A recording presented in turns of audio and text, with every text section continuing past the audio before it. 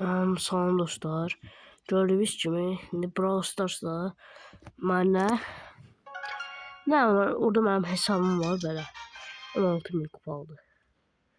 Açıldı Allah. Açıldı Allah. Süper mi oynuyor? Açıldı.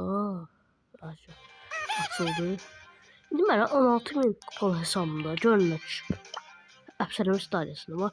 Mücadele oynuyordum Bibi ve burada kazanan Bibi veriyor. 2 tane karakter oldu.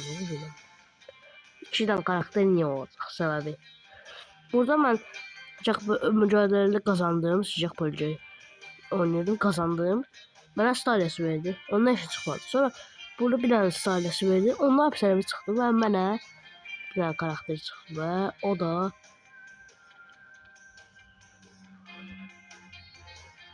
Byron. Bakın Byron. Bu 2 tane karakter geldi. Birini təzə hesabımda açdım, bir neçə ay öncə yaratığım təzə hesabda Phoenix açdım. Burada da mən Byron. So, əgər sizlər və bax 16.000 kupalı harcı. Bax 16.000 kupalı hesab. Dostlar, əgər sizlərə belə şey olmuşdusa, abone olun və kanalıma like atın və yorum yazın.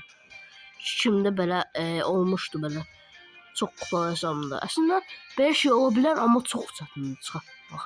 Kimdə heç belə hadisə olmayıbsa,